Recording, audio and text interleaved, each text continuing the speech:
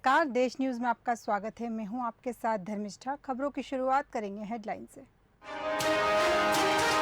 India की coordination committee में 13 नहीं 14 मेंबर होंगे। सीपीआईएम मेंबर का नाम भी जुड़ेगा। लालू बोले, संकल्प लिया है, मोदी को हटाकर ही दम लेंगे।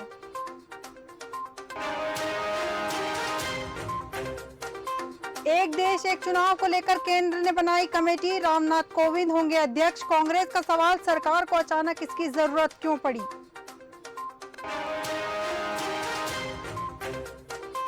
बीजेपी में नहीं थम रहा अंतरकलह। चाचौड़ा से उम्मीदवार नहीं बदलने पर ममता ने दिए बगावत के संकेत।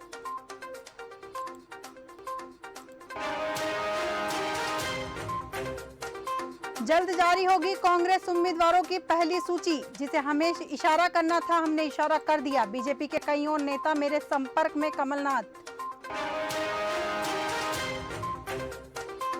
We want fair election, one nation one election के मुद्दे पर बोले शिवसेना सांसद संजय राउत।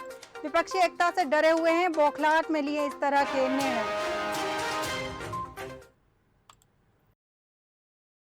अब खबरें विस्तार से। सुप्रीम कोर्ट ने शुक्रवार 1 सितंबर कहा कि अमान्य विवाह यानी इनवैलिड मैरिजेस के बच्चों को माता पिता की संपत्ति में हिस्सा मिल सकता है। शीर्ष कोर्ट ने यह भी कहा कि अमान्य विवाह के बच्चे हिंदू कानून के तहत माता पिता की संपत्ति में अधिकार का दावा कर सकते हैं। शून्य या अमान्य विवाह में पुरुष और महिला को पति पत्नी का दर्जा नहीं मिलता है। हालांकि शून्यकरणीय विवाह में उन्हें पति और पत्नी का दर्जा प्राप्त है। शून्य विवाह में विवाह को रद्द करने के लिए शून्यता की किसी डिग्री की जरूरत नहीं होती है, जबकि शून्यकरणीय विवाह में शून्यता की डिग्री की आवश्यकता होती है। शून्य विवाह एक ऐसा विवाह है जो शुरुआत से ही अमान्य है, जैसे कि विवाह अस्तित्व में नहीं आया हो। आपको बता दें, शीर्ष कोर्ट का फैसला 2011 की उस याचिका पर आया है जो इस जटिल कानूनी मुद्दे से संबंधित थी कि क्या गैर वैवाहिक बच्चे हिंदू कानूनों के तहत अपने माता पिता की पैतृक संपत्ति में हिस्सेदारी के हकदार हैं।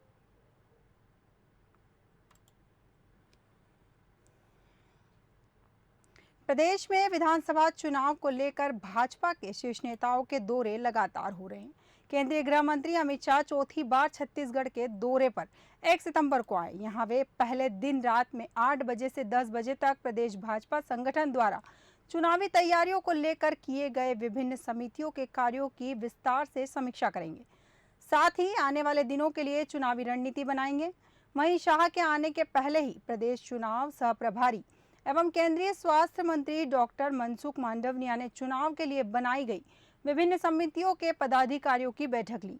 साथ आने वाले दिनों के लिए चुनावी प्लान क्या है, इस बारे में पूछा। जिन समितियों के कार्य संतोषजनक नहीं मिले, उन्हें संयोजकों और पदाधिकारियों को तत्काल सुधार करने को कहा।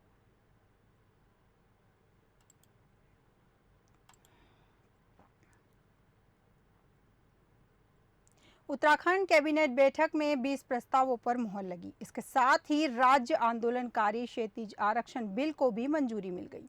विधानसभा सत्र में विधेयक आएगा। अप्रचलित विधेयकों को निरस्त करने के लिए विधानसभा में निरसन विधेयक लाया जाएगा। इसे भी कैबिनेट ने मंजूरी दे दी है। मुख्यमंत्री पुष्कर सिंह धामी की अध्यक्षता में हुई प्रदेश मंत्रिमंडल की बैठक में 20 प्रस्ताव प्राप्त हुए। उत्तराखंड राज्य निर्माण आंदोलनकारियों व उनके आश्रितों को सरकारी नौकरियों में 10% क्षैतिज आरक्षण के बिल को मंजूरी मिल गई है। विधेयक विधानसभा के मानसून सत्र के दौरान सदन में पेश होगा। उत्तराखंड राज्य निर्माण आंदोलनकारी सम्मान परिषद के पूर्व अध्यक्ष भाजपा नेता रविंद्र जुगरान का कहना है कि विधेयक पारित होने के बाद कानून बनने पर भाजपा की धामी सरकार के लिए यह एक बड़ी उपलब्धि होगी।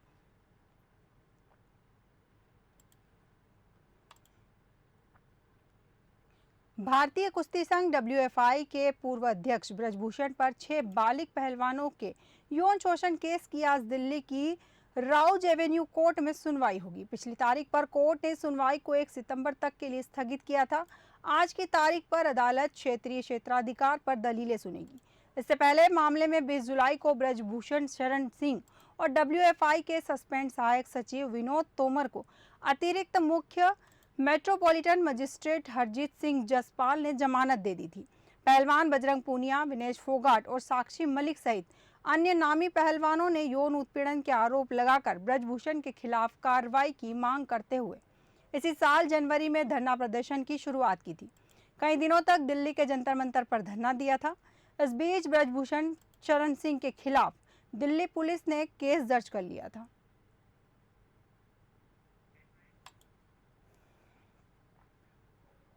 एक देश एक चुनाव पर केंद्र सरकार ने कमेटी बना दी है। पूर्व राष्ट्रपति रामनाथ कोविंद को इसका अध्यक्ष बनाया गया है। केंद्र सरकार ने 18 सितंबर से 22 सितंबर तक संसद का विशेष सत्र बुलाया है। संभव है कि एक देश एक चुनाव पर सरकार बिल भी ला सकती है। केंद्र की बनाई कमेटी एक देश एक चुनाव के कानूनी पहलुओं पर गौर करेगी, साथ ही इसके लिए आम लोगों से भी राय लेगी। इस बीच भाजपा के अध्यक्ष जेपी नड्डा कोविंद से मिलने उनके आवास पर पहुंचे। हालांकि इस मुलाकात की वजह सामने नहीं आई। सरकार इस पहल पर लोकसभा में विपक्ष के नेता और कांग्रेस सांसद अधीर रंजन चौधरी ने कहा कि आखिर एक देश एक चुनाव की सरकार को अचानक जरूरत क्यों पड़ गई। वहीं कांग्रेस नेता और छत्तीसगढ़ के डिप्टी सीएम टीएन सिंहदेव ने कहा, व्यक्तिगत तौर पर मैं एक देश एक चुनाव का स्वागत करता हूं। यह नया नहीं, पुराना ही आइडिया है।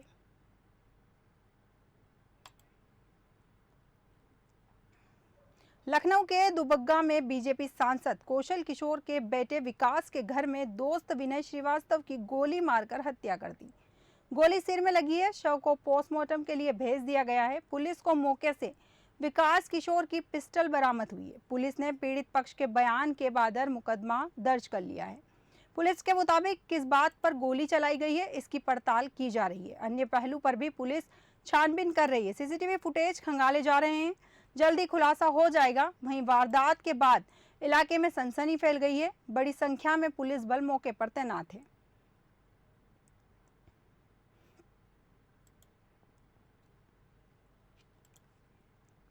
मुंबई में Indian national development alliance INDIA की तीसरी बैठक के दूसरे दिन 1 सितंबर को 13 सदस्यों वाली कोऑर्डिनेशन कमेटी का ऐलान कर दिया गया। हालांकि गठबंधन के लोगों पर सहमति नहीं बन पाई, इसलिए इसे तीसरी बैठक में लॉन्च नहीं किया गया। लोगों के 6 डिजाइन शॉर्टलिस्ट हुए थे, जिनमें से एक सभी को पसंद आया, लेकिन इसमें कुछ बदलाव होने बाकी है। इस पर फैसला अगली मीटिंग में होगा। यह मीटिंग होटल ग्रैंड हयात में हुई। मीटिंग में प्रमुख विपक्षी पार्टी कांग्रेस के अध्यक्ष मल्लिकार्जुन खड़गे ने कहा कि जैसे जैसे INDIA मजबूत होगा तो उसके सदस्यों पर छापे और गिरफ्तारियां भी बढ़ेंगी।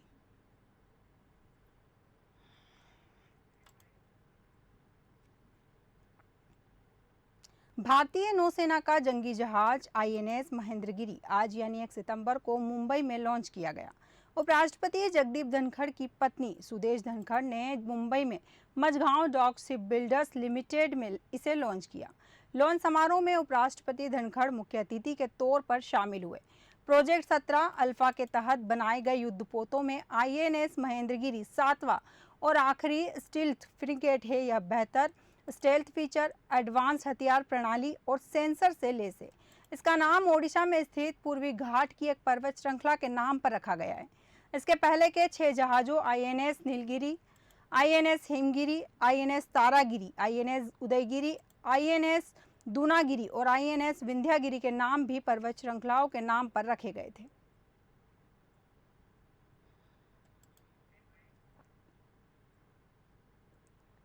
मुंबई में Indian national development alliance INDIA की तीसरी बैठक के दूसरे दिन 1 सितंबर को 3:30 बजे प्रेस कॉन्फ्रेंस हुई। इसमें उद्धव ठाकरे ने कहा कि देश भर में हम गठबंधन की रैली करेंगे। जुड़ेगा भारत, जीतेगा इंडिया थीम तय हुई है। कोऑर्डिनेशन कमेटी बनाई गई है। उद्धव ने यह भी कहा कि हम सबने तय किया है कि आने वाले चुनाव में तानाशाही जुमलेबाजों के खिलाफ लड़ेंगे। हमने सुना था सबका साथ सबका विकास। चुनाव जीतने के बाद मित्रों को लात और अपना विकास हुआ। हमारी एकता से विरोधियों में घबराहट है। हम मित्र परिवारवाद के खिलाफ लड़ेंगे। डरिए मत, हम भय मुक्त भारत बनाने जा रहे हैं।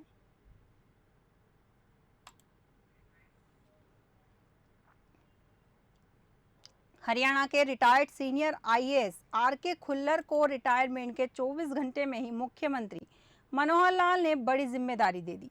खुल्लर को मुख्यमंत्री ने चीफ प्रिंसिपल सेक्रेटरी नियुक्त किया है। इसको लेकर प्रदेश सरकार की ओर से नियुक्ति आदेश भी जारी कर दिए गए हैं। राजस्व और आपदा प्रबंधन और चकबंदी विभागों के अतिरिक्त मुख्य सचिव राजेश खुल्लर लगभग 35 वर्षों की सेवा के बाद रिटायर हुए थे। मुख्य सचिव संजीव कौशल और हरियाणा आईएएस ऑफिसर्स एसोसिएशन के अन्य प्रतिनिधियों ने खुल्लर की सेवानिवृत्ति के अवसर पर शुभकामनाएं दी और आभार व्यक्त किया। खुल्लर ने एफसीआर के रूप में अपनी जिम्मेदारियों के अलावा स्कूल शिक्षा और सूचना, जनसंपर्क, भाषा और संस्कृति विभाग के अतिरिक्त मुख्य सचिव पद पर महत्वपूर्ण भूमिका निभाई है।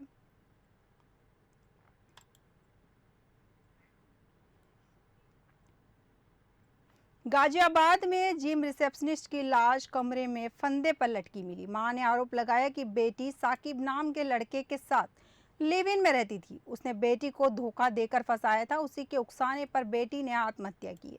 सूचना पर पहुंची पुलिस को कमरे से एक डायरी मिली है। डायरी में क्या है यह अभी सामने नहीं आया है। फिलहाल लिव इन पार्टनर फरार है।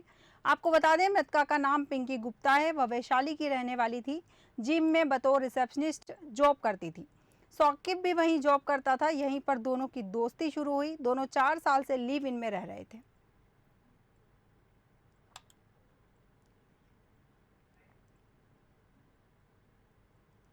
जोधपुर की पूर्व महारानी हेमलता राजे 180 किलोमीटर की धार्मिक यात्रा पर पैदल निकली है। जोधपुर से यात्रा की शुरुआत हुई। यात्रा जैसलमेर के पोखरण में स्थित बाबा रामदेव मंदिर पर संपन्न होगी। 9 दिन में पूर्व महारानी 180 किलोमीटर पैदल चलेगी। यात्रा में पूर्व महारानी के साथ बड़ी संख्या में महिलाएं शामिल हो रही हैं। इससे पहले पूर्व जोधपुर नरेशगंज सिंह से पैदल यात्रा निकाली थी। पूर्व महारानी समेत अन्य पदयात्री रोजाना 20 किलोमीटर पैदल चलेंगे। यात्रा की शुरुआत से पहले शुक्रवार सुबह पूर्व महारानी राजे रातानाड़ा स्थित गणेश मंदिर दर्शन करने पहुंची।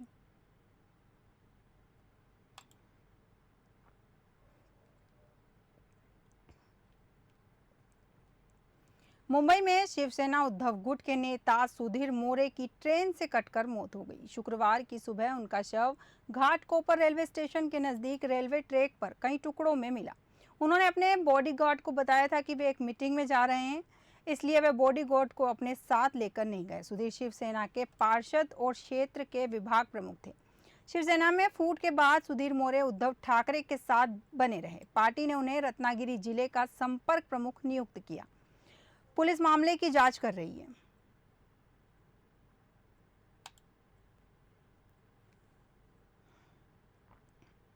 भारतीय वायुसेना जल्द बड़ा युद्धाभ्यास त्रिशूल करने जा रही है। यह युद्धाभ्यास ऐसे वक्त पर होगा जब भारत में G20 समिट के दौरान दुनिया भर के तमाम बड़े नेता दिल्ली में होगा। खास बात यह है कि यह युद्धाभ्यास उत्तरी क्षेत्र में चीन और पाकिस्तान से लगी सीमाओं पर होगा। त्रिशूल में राफेल, मिराज, सुखोई 30 MKI समेत तमाम लड़ाकू विमान शामिल होंगे। इसके अलावा युद्धाभ्यास में चिनूक और अपाचे समेत कई हेलीकॉप्टर भी आसमान में दमखम दिखाएंगे। वायुसेना के इस शक्ति प्रदर्शन में गरुड़ विशेष बल भी हिस्सा लेगा। त्रिशूल युद्धाभ्यास 4 सितंबर से 14 सितंबर तक लद्दाख, हिमाचल प्रदेश, जम्मू कश्मीर और पंजाब में होगा। भारतीय वायुसेना ने भी 9 और 10 सितंबर को होने वाले G20 शिखर सम्मेलन के लिए अपने हथियारों और उपकरणों को हाई अलर्ट पर रखा है। इस समिट में तमाम वैश्विक नेता शामिल होने जा रहे हैं। भारतीय वायुसेना ने भी किसी भी संभावित हवाई खतरे से निपटने के लिए आकाश डिफेंस मिसाइल समेत अपनी सतह से हवा में मार करने वाली डिफेंस प्रणालियों को सक्रिय एक्टिव करना शुरू कर दिया है।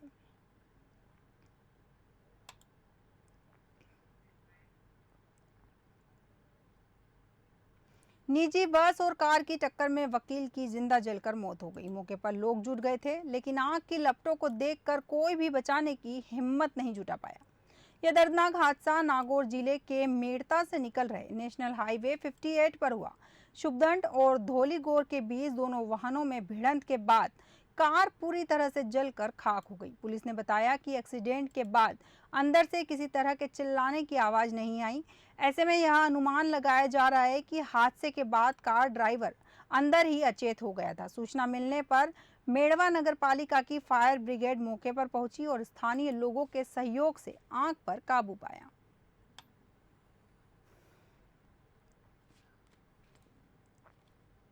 खबरों में फिलहाल इतना ही। आप बने रहिए देश न्यूज के साथ। नमस्कार।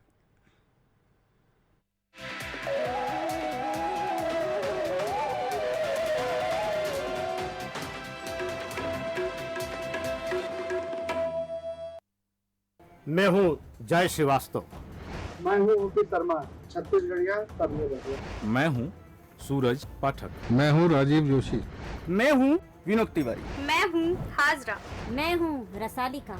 देश न्यूज में देखिए राष्ट्र के नाम देश का प्रोग्राम।